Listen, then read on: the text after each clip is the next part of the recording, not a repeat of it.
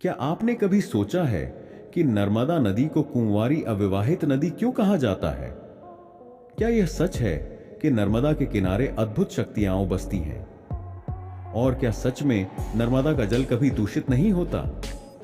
Video को like करें, share करें और चैनल को सब्सक्राइब करें, क्योंकि आज हम नर्मदा नदी से जुड़े कुछ ऐसे रहस्यों से पर्दा उठाने वाले हैं जो आपको हैरान कर देंगे।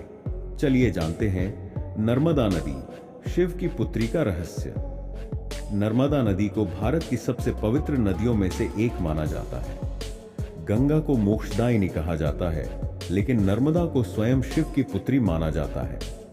इसे रेवा नाम से भी जाना जाता है और इसका जल कभी भी दूषित नहीं होता। लेकिन सबसे बड़ा रहस्य यह है कि नर्मदा को कुंवारी क्यों कहा जाता है। रहस्य नंबर 1, नर्मदा का विवाह क्यों नहीं हुआ? पौराणिक कथाओं के अनुसार नर्मदा का जन्म भगवान शिव के तप से हुआ था। नर्मदा एक दिव्य कन्या के रूप में प्रकट हुई थी। उनका विवाह सोनभद्र यानी कि सोन नदी से तय किया गया था। लेकिन विवाह से पहले ही एक गलतफहमी के कारण नर्मदा ने विवाह से इनकार कर दिया। क्रोधित होकर नर्मदा ने प्रण लिया कि वह कभी विवाह नहीं करेंगी और सदैव स्वतंत्र बहेंगी। इसीलिए नर्मदा को आज भी कुंवारी नदी कहा जाता है। रहस्य नंबर 2, नर्मदा किनारे तप करने वाले योगी क्यों रहस्यमयी तरीके से लुप्त हो जाते हैं?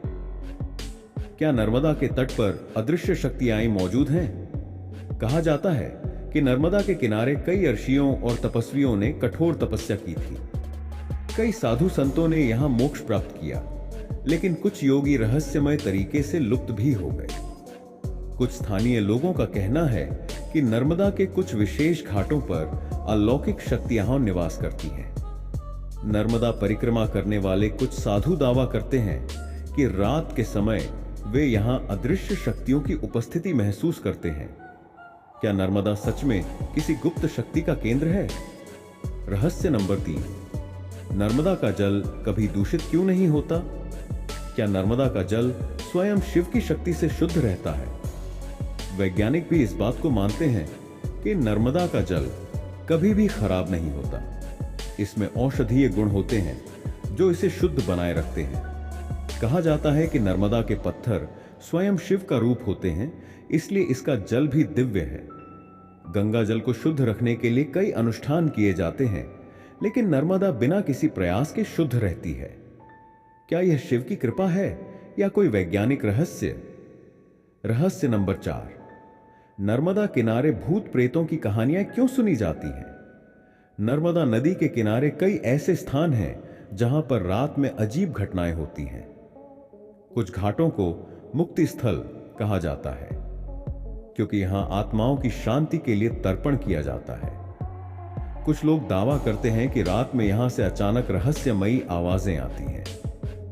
कुछ यात्रियों ने कहा कि रात के समय उन्होंने किसी अदृश्य शक्ति को महसूस किया। क्या सच में नर्मदा के कुछ स्थानों पर आत्माएं मौजूद हैं? रहस्य नंबर 5, नर्मदा परिक्रमा एक अनसुलझा चमत्कार। क्या नर्मदा की परिक्रमा करने से जीवन बदल जाता है?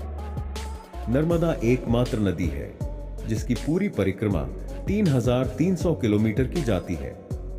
परिक्रमा करने वाले कहते हैं कि उन्हें अलौकिक अनुभव होते हैं। कुछ साधु कहते हैं कि परिक्रमा के दौरान कई गुप्त योगियों और सिद्ध पुरुषों से भेंट होती है। कहा जाता है कि जो भी पूरी श्रद्धा से नर्मदा परिक्रमा करता है, उसका जीवन पूरी तरह बदल जाता है।